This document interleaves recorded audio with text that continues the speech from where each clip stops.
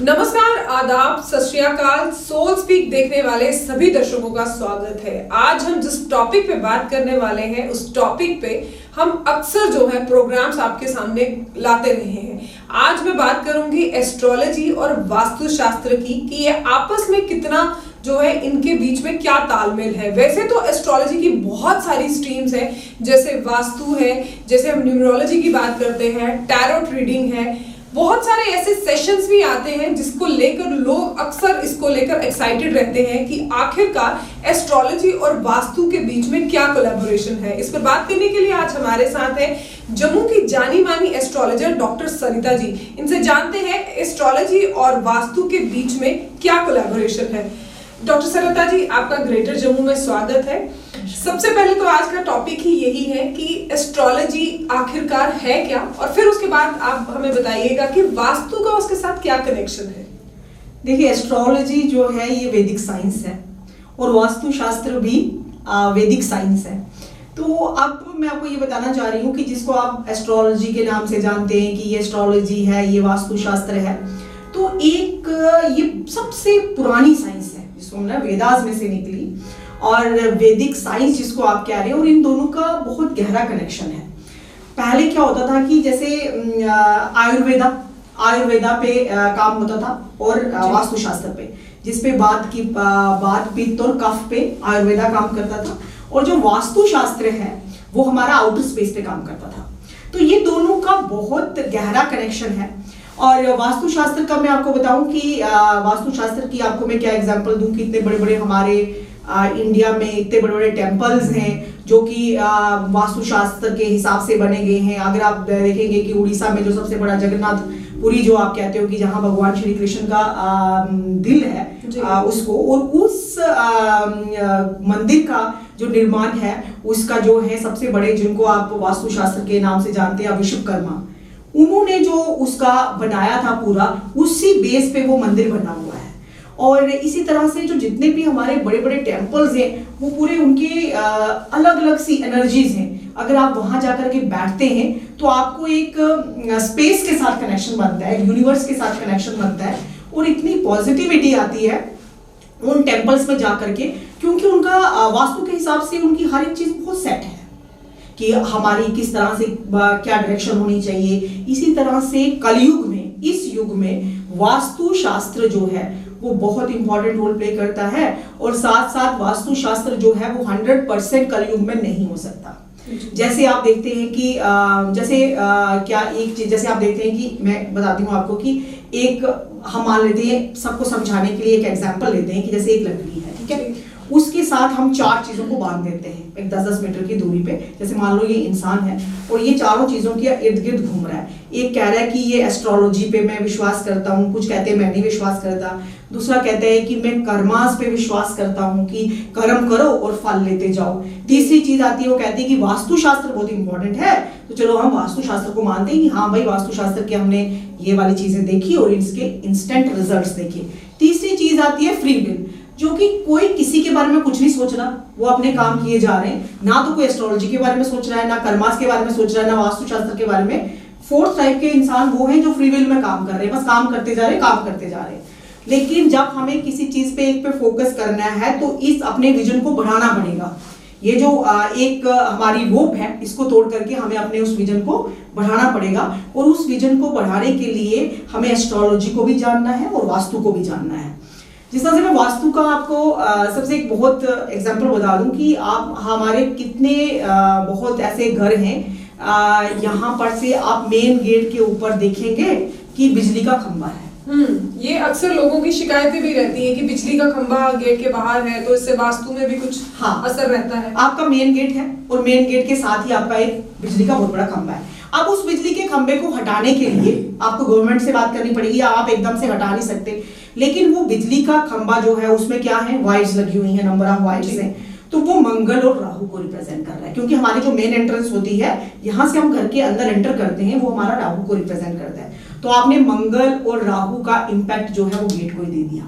तो ऐसे घरों में क्या होता है, और ये सारे का सारा रिसर्च बेस है, पूरा का पूरा साइंटिफिक है। अब रिसर्च बेस किस तरह से है, कि इसमें हमने बहुत से घरों को देखा कि जिन घरों के बाहर ऐसा था उनके अंदर रहने वाले लोगों की लाइफ कैसी है। तो उनके घरों के अंदर जो लोग रहते थे उनमें बहुत लड़ाई झगड़ा रहता था, बहुत लड़ाई झगड़ा हर एक छोटी छोटी बात पे। तो इस तरह से अगर हम देंगे कि हाँ भाई हम वास्तुशास्त्र की बात करते हैं, तो अगर किसी के मेन डोर पे खंबा है तो हम इसकी रेमेडी क्या देंगे, तो हम कहेंगे कि आप पंचमुखी हनुमान जी का चित्र जो है वो आप अपने मेन गेट पे लगा लीजिए, जिनके घर के आगे बाहर खंबा है। और क्योंकि खंबे के पास क्या है, एक पोल है, पोल के ऊपर नंबर ऑफ वायर्स जो है जो जा रही है, जिसमें से करंट जो है वो जा रही है जी। दूसरी चीज अगर आप बात करें इसी तरह से, अगर हम अपने मेन डोर से ऐसे बहुत से, जैसे हर इंसान चाहता है कि मैं बहुत कुछ करूं, थॉट प्रोसेस चलता है ना, मतलब मैं बहुत कुछ करना चाहता हूं, मैं बहुत कुछ करना चाहती हूं, आप बहुत कुछ करना चाहते हैं, लेकिन फिर हम वो चीज कर नहीं पाते। तो अगर जब हमने ऐसे घरों का सर्वे किया जिन घरों के गेट बहुत छोटे थे, जिनकी एंट्रेंस यहाँ से मेन उनका आना जाना होता था, तो वो घर के गेट जो है वो बहुत से छोटे हैं।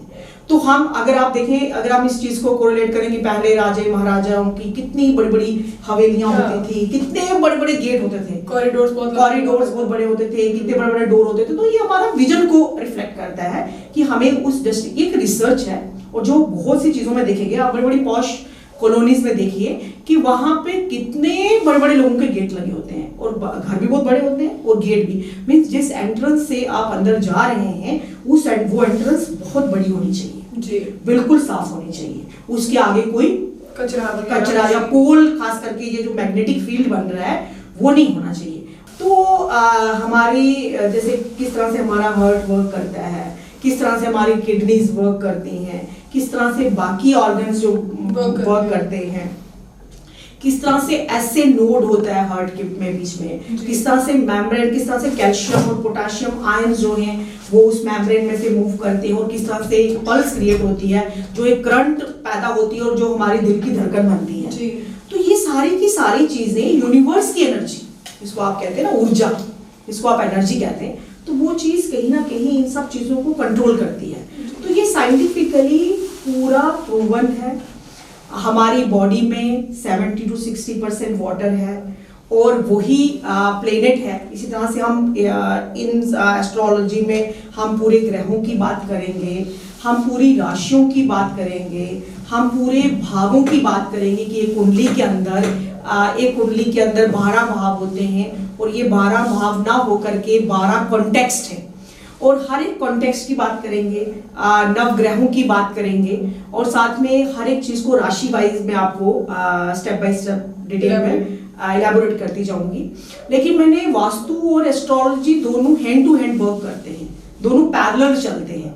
जैसे मैं आपको बात बताऊं कि एक छोटी सी एग्जांपल मैं आपको देती हूँ कि कुछ लोग जो हैं, जैसे आपने मेन गेट क्रॉस करके आप मेन डोर पे आ गए, आपने अब एंटर करना है घर के अंदर, तो जैसे ही आपने अपने डोर से अंदर एंटर किया तो आपके सामने वहां पे लगा है डाइनिंग टेबल जी, ठीक है। अक्सर लोगों के घरों में ऐसा होता है कि जैसे आप मेन डोर से एंटर करते हैं तो आगे डाइनिंग टेबल होता है। तो ऐसे घर के जो बेटा होगा वो बहुत लेथार्जिक होगा।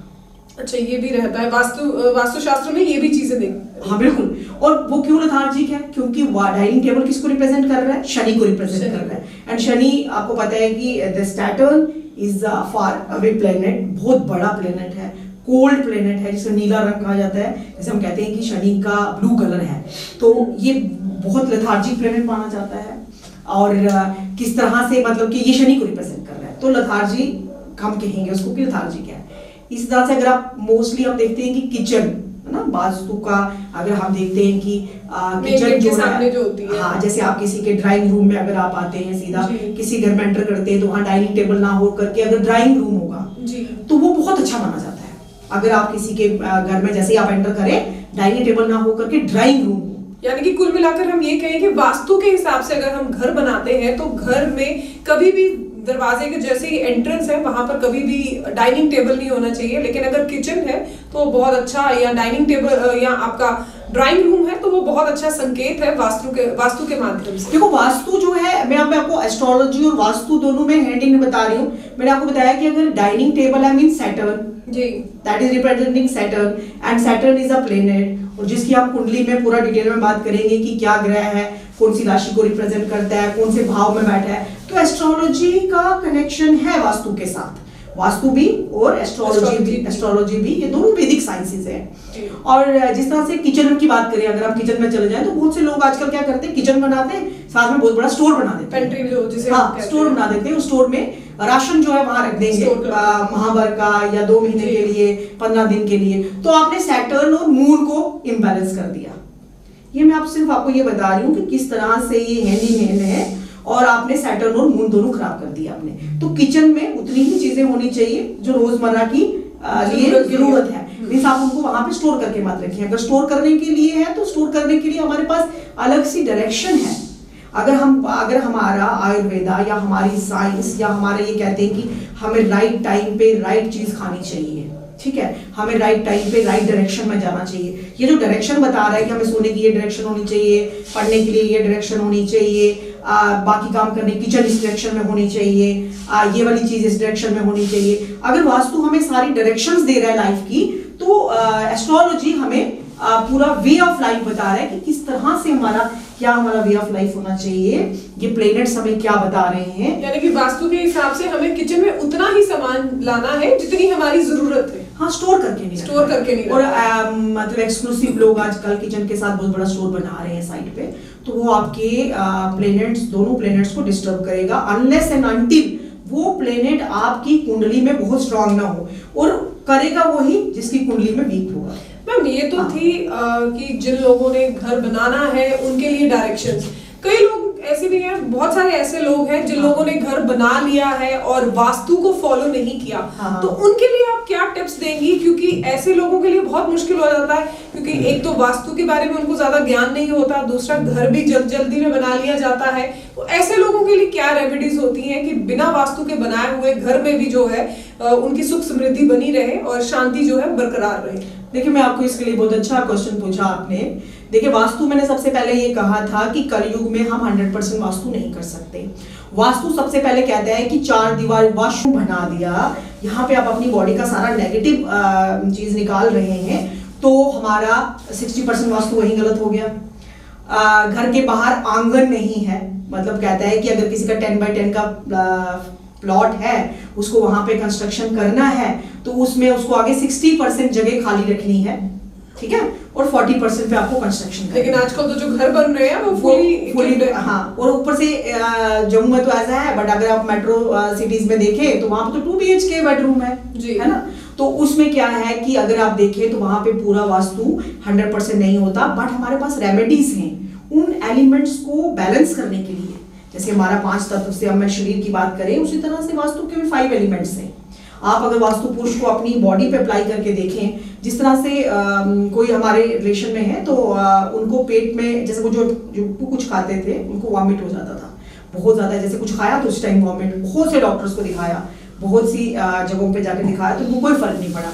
तो जब उनका वास्तु किया गया, वास्तु में जाकर के देखा, तो उनका जो ब्रह्म स्थान था उसमें वॉश बेसिन था, तो वहां पे सब हाथ धो रहे हैं। ब्रह्म स्थान हमारी वास्तु पुरुष की अगर हम उसमें देखें तो वो उनका नेवल पोर्शन आता है। और हमारी बॉडी पे अगर आप अप्लाई करके देखें कि आप अगर लेटे हैं और आपकी नेवल वाले पोर्शन पे कोई हावी वस्तु रख दी जाए तो आपको कैसा फील होगा जी। तो वहां से वो चीज हटाई, इस तरह से ब्रह्म स्थान है, उस ब्रह्म स्थान से आप डाइनिंग टेबल वहां रख सकते हैं। ब्रह्म स्थान पे डाइनिंग टेबल रखना बहुत अच्छा है, क्योंकि ब्रह्म स्थान आपके पेट को रिप्रेजेंट कर रहा है। अगर आप ब्रह्म स्थान पे डाइनिंग टेबल रखते हैं, that is very good. But आप उस जगह पे ऐसा ड्रेन आउट या ऐसी चीजें रख सकते हैं। मोस्टली देखो, अब 2 BHK बेडरूम है या 3 है, तो वहां पे पिलर्स आ रहे हैं, वहां कोई पोल नहीं होना चाहिए, वहां ऊपर से कोई ऐसा कॉलम नहीं होना चाहिए। तो फिर हम उनके लिए रेमेडीज करते हैं। जिस तरह से मैंने आपको बताया कि अगर किसी के मेन डोर पे इलेक्ट्रिसिटी का पोल है, उसमें number of wires are running, तो वहां पे ऐसा फील्ड क्रिएट हो रहा है, एक नेगेटिव मैग्नेटिक फील्ड बन रहा है। अब बिजली में क्या है, पावर में क्या है, इलेक्ट्रॉन्स कैसे किस तरह से मूव कर रहे हैं, एटम्स, तो इस तरह से एक फील्ड बन रहा है।